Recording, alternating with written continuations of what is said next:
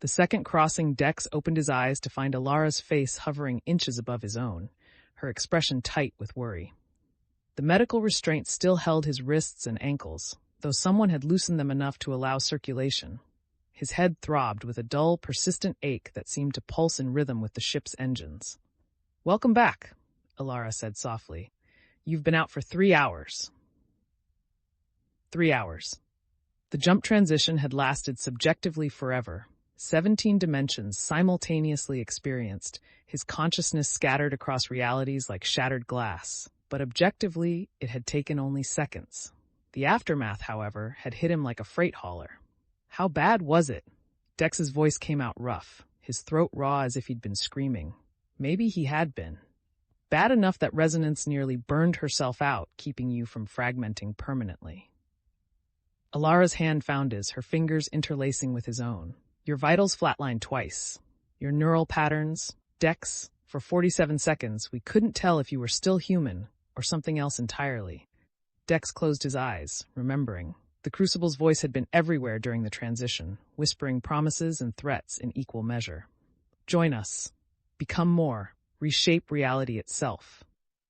He'd felt the pull of it, the seductive offer to simply let go and merge with something infinite and terrible. But he'd also felt Alara's voice cutting through the dimensional static, anchoring him. And beneath that, deeper still, something else. The ancient echo that Resonance had recognized, the precursor markers in his DNA that made him both vulnerable and essential to whatever came next. "I'm still me," he said, opening his eyes to meet her gaze. "I think. Good enough for now." Alara began unfastening the restraints. "Resonance wants to see you in the cockpit when you're ready. She says we have a problem." Of course they did. Dex sat up slowly, fighting a wave of vertigo. The cabin seemed to tilt at impossible angles for a moment before stabilizing. After effects of the dimensional scattering, probably. He wondered if they'd ever fully fade, or if he'd spend the rest of his life seeing reality from 17 perspectives at once. What kind of problem? The kind where we might not make it to the dead zone before the conspiracy does. Alara helped him stand, steadying him when his legs threatened to give out. And the kind where the War Admiral Chen started has spread faster than anyone predicted. They made their way forward through the narrow corridor to the cockpit. The Nightingale hummed around them, its systems running smoothly despite the abuse they'd put it through. Through the viewport, stars streamed past in elongated smears, the visual distortion of near-light-speed travel between jump gates. Resonance of distant stars stood, or rather floated, beside the navigation console. Her luminous form had dimmed noticeably since the jump, her normally vibrant colors muted to pale pastels. Cracks of darkness ran through her like veins, places where her light had been permanently extinguished to save Dex's life. "You survived," Resonance said, her telepathic voice carrying notes of what might have been relief or exhaustion. "I was not certain you would." "Thank you," Dex said, meaning it, "for what you did, for holding me together." "Do not thank me yet." Resonance gestured to the navigation display, where a three-dimensional star map rotated slowly. "We have reached the 5th jump gate. One more transition stands between us and the dead zone." Dex studied the map. Their route was marked in blue, a line threading through multiple star systems. But there were other markers now, red indicators scattered across several sectors, pulsing like open wounds. "What am I looking at?" "The war," Alara said quietly. "It's not just Zeta-7 anymore. 3 days ago, Admiral Chen attacked that Cratharium convoy. 2 days ago, the swarm retaliated against human colonies in the Outer Reach. Yesterday, the Thryn declared blood honor against both sides and mobilized their clans. This morning, the Vexians sealed their borders and executed 17 human diplomats as spies." Dex felt his stomach drop. "How many dead?" "Confirmed casualties across all species, 4,731. Resonance's voice was hollow. "Projected casualties within the next 48 hours, 70,000. Within 1 week, 500,000. The numbers hit Dex like physical blows. He thought of the Crucible counting deaths during his vision, 962 confirmed, and realized it must be counting still, growing stronger with each life extinguished. The conspiracy had succeeded. They'd triggered exactly the kind of galactic war needed to power the ancient device. "Admiral Strand?" Dex asked. Recalled the fleet from Zeta 7 and arrested Admiral Chen. Alara said, but the damage was done.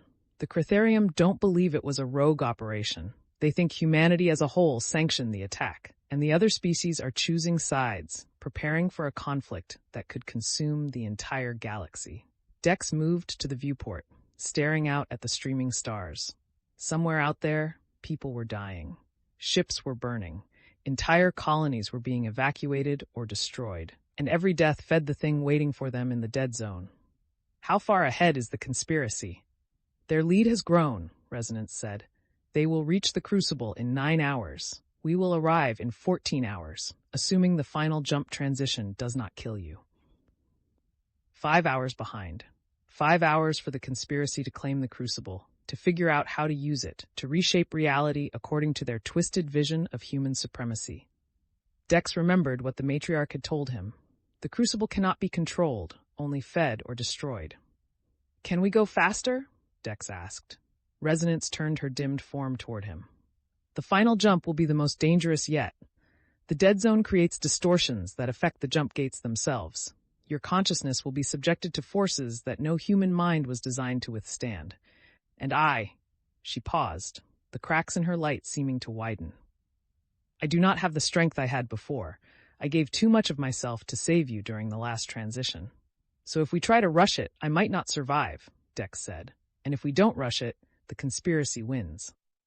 Essentially, yes. Alara stepped beside him, her reflection ghostly in the viewport. There has to be another option. There is, Resonance said slowly. But it requires something I am reluctant to attempt. Dex turned to face the Lumineth. Tell me. During the jump transition, I can merge my consciousness partially with yours. Use what remains of my light to shield you from the worst of the dimensional forces. Resonance's form flickered. It would allow us to transit faster, to arrive at the dead zone perhaps only 2 hours behind the conspiracy. What's the cost? Ilara asked, though Dex suspected she already knew. For me, almost certainly permanent dissolution. The Lumineth exist as coherent patterns of energy. What I gave to save Dex during the last jump has already damaged my pattern beyond full repair. Merging with his consciousness during another transition would unravel me completely. Silence filled the cockpit. Outside, the stars continued their endless stream, indifferent to the choices being made within this small ship hurtling through the void. No, Dex said finally. I won't let you sacrifice yourself for me.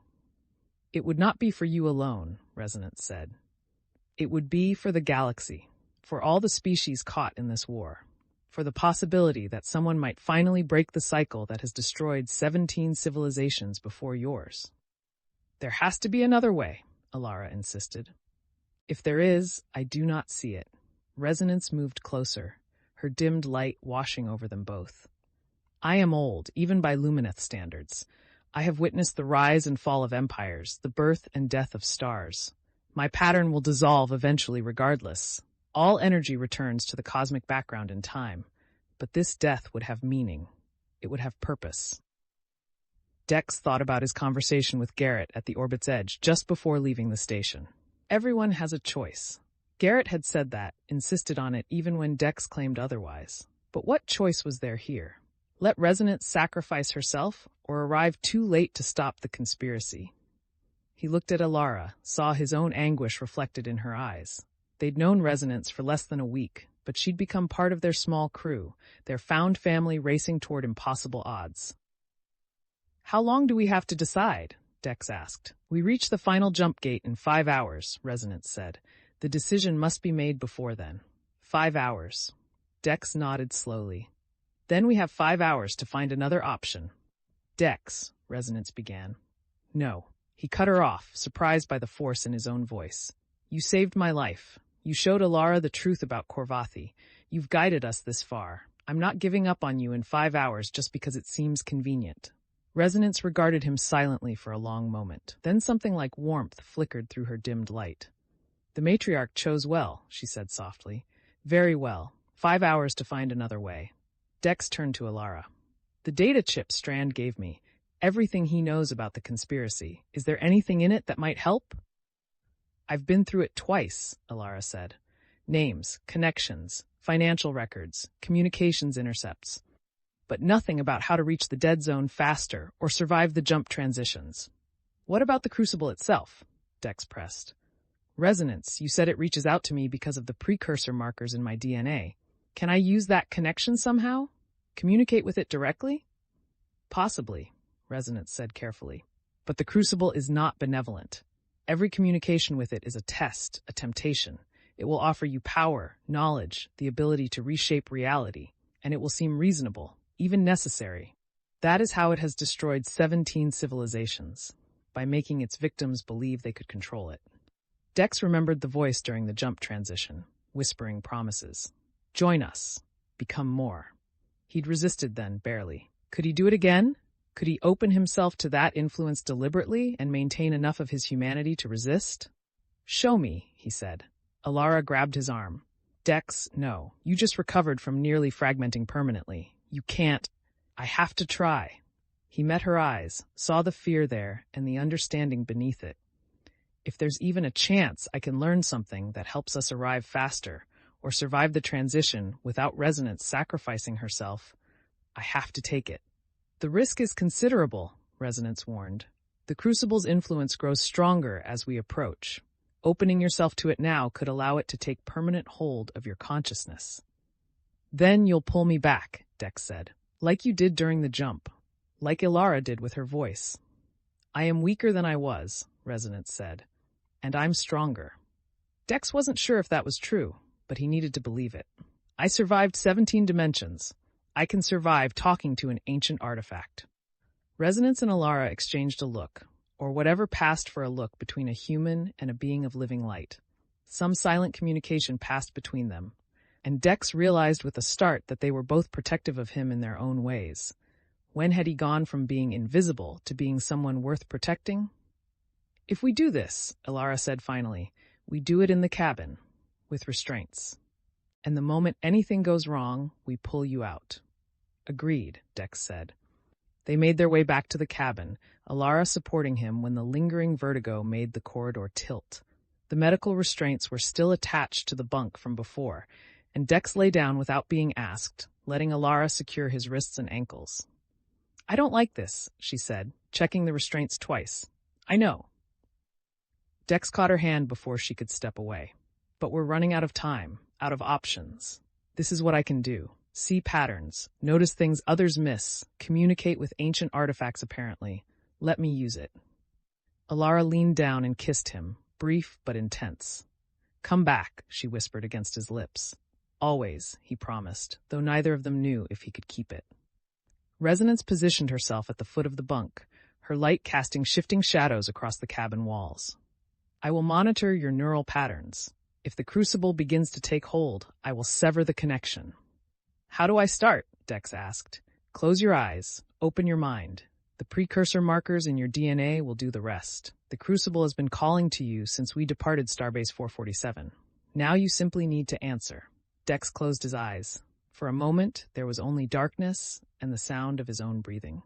Then he felt it, a presence at the edge of his consciousness, vast and patient and utterly alien.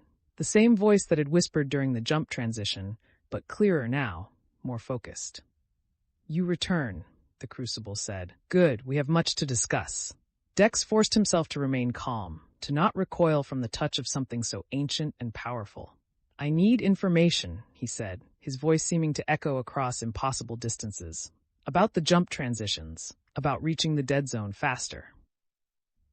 Always demanding, the Crucible said, and there was something like amusement in its tone. Your species has so little patience, but very well. I will show you what you wish to know. For a price. Of course there was a price. There was always a price with precursor technology. What do you want? A taste, the Crucible said. A small portion of your consciousness, freely given. Enough to understand you better. To prepare for what comes when you finally arrive. Dex felt Ilara's hand tighten on his, anchoring him to physical reality. Felt Resonance's light washing over him, ready to pull him back if needed. He thought about the 4,731 people already dead in the war. About the 70,000 projected to die in the next 2 days. About all the deaths to come if they arrived too late to stop the conspiracy. Show me first, Dex said. Show me what I need to know. Then I'll decide about the price. The Crucible laughed, a sound like reality tearing. Bold, I approve. Very well. And then Dex was falling, plummeting through layers of reality towards something vast and terrible and beautiful beyond comprehension. The dead zone opened before him like a wound in space, and he saw the jump gate at its edge, distorted by forces that shouldn't exist. The conspiracy's ships already through it, racing toward the Crucible's location. And beyond them, deeper in the dead zone, something else. Something the conspiracy didn't know about yet. A second precursor facility. Smaller than the Crucible's chamber, but connected to it through dimensional pathways. A backdoor, built by the ancient civilization as a failsafe. If someone could reach it first, they could access the Crucible's chamber from an unexpected angle. Arrive ahead of the conspiracy, despite leaving behind them. But the pathway was dangerous. More dangerous than any jump gate transition. It would require passing through dimensions that would shred a normal human consciousness instantly. Only someone with active precursor markers, someone already beginning to transcend physical limitations, could survive it. Only someone like Dex. You see, the Crucible whispered, I offer you a way, but the price remains. Give me a taste of your consciousness, and I will guide you through the dimensional pathway. You will arrive first. You will have the advantage you seek. Dex wanted to refuse. Every instinct screamed that giving any part of himself to this thing was dangerous, potentially fatal. But he thought about Resonance's offer to sacrifice herself, about the certainty in her voice when she'd said her death would have meaning. Wasn't this the same choice? Sacrifice a part of himself, maybe lose some of his humanity in the process, to give them a chance at winning? Dex, Alara's voice cut through the vision, distant but urgent. Your neural patterns are spiking. Whatever it's offering you, it's a trap. Was it? Dex tried to think clearly, to see the pattern beneath the temptation. The Crucible wanted him to give freely, to make a choice. That was important somehow. The device couldn't simply take what it wanted. It needed permission, needed willing sacrifice. Just like it had needed the conspiracy to willingly start a war to feed it.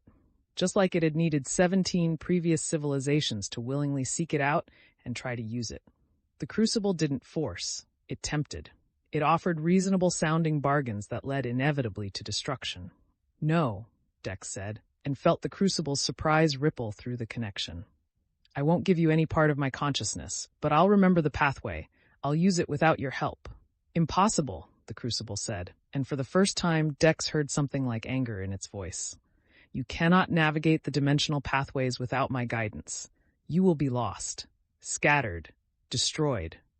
Maybe, Dex agreed, but that's my choice to make, not yours. He pulled back, severing the connection with an effort that felt like tearing off his own skin. The cabin snapped back into focus around him. Alara's worried face, Resonance's dimmed light, the familiar hum of the ship's engines.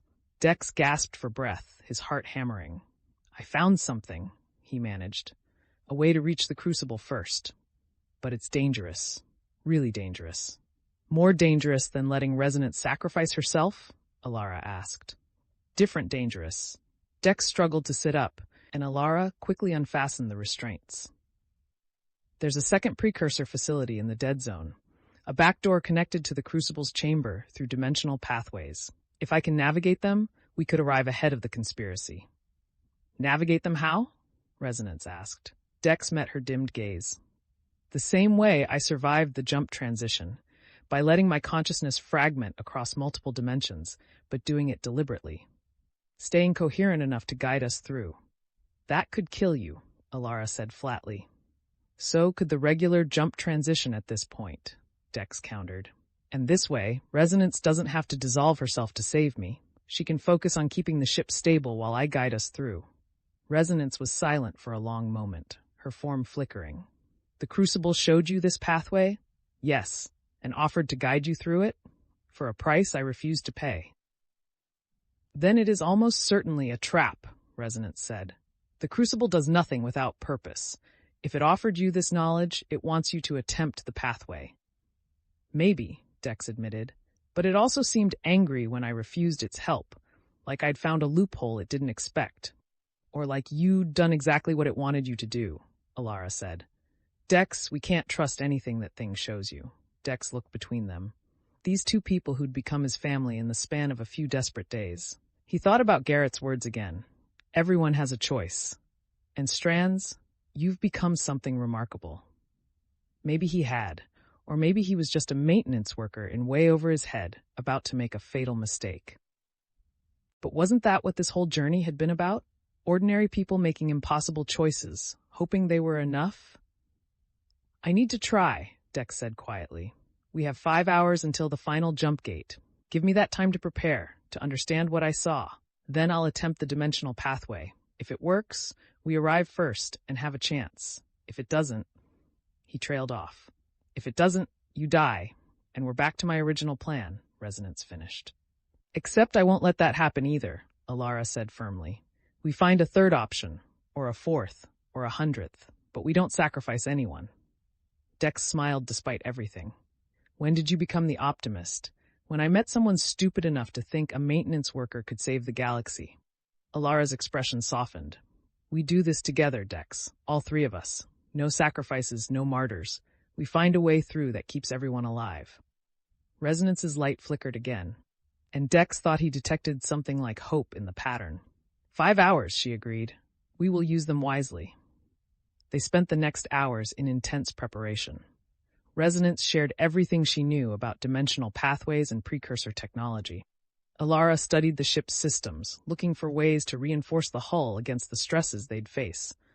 And Dex meditated, trying to understand the vision the Crucible had shown him without opening himself to its influence again.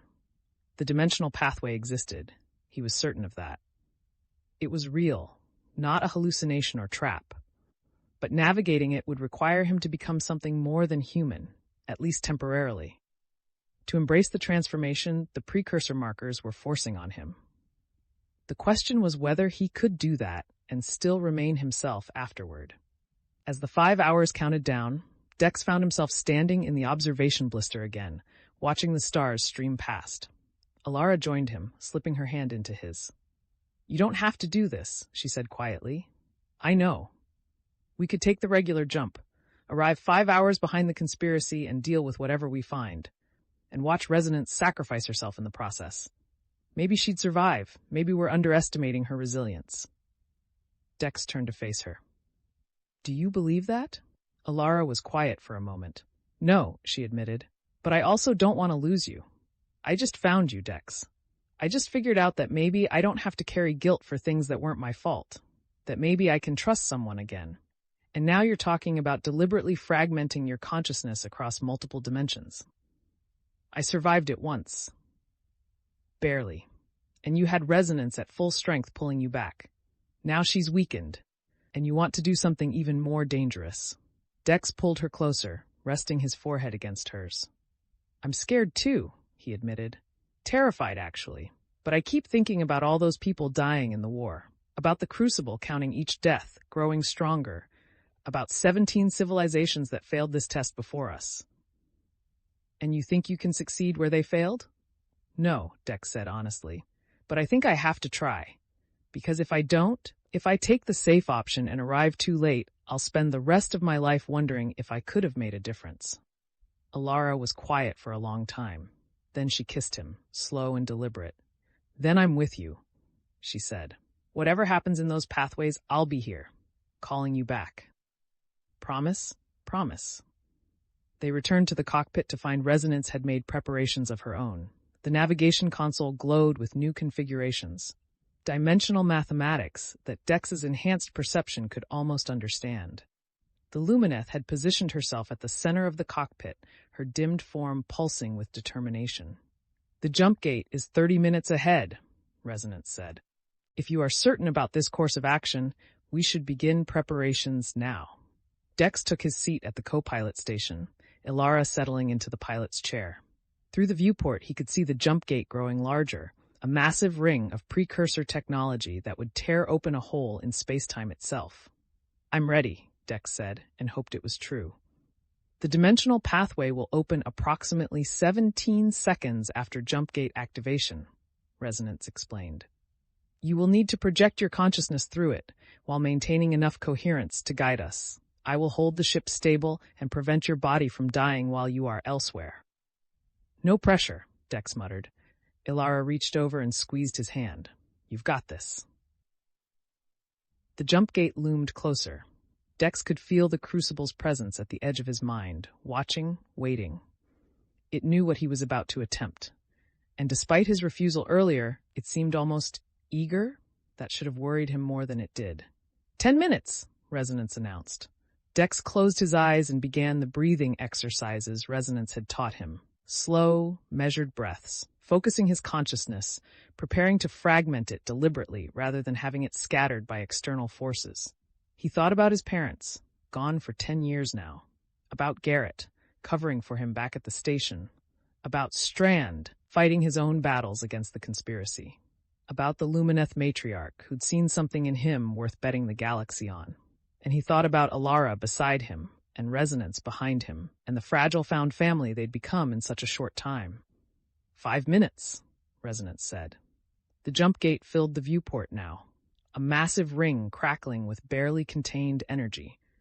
Beyond it, the dead zone waited, a region of space where reality itself grew thin and strange. Dex, Ilara said, and he opened his eyes to meet her gaze. Whatever happens, know that you're not alone. We're right here. I know, he said, and he did. 1 minute, Resonance announced. Prepare for jump gate activation. Dex felt his precursor markers activating, responding to proximity to ancient technology. His vision began to split, showing him multiple dimensions simultaneously. But this time, instead of fighting it, he embraced it.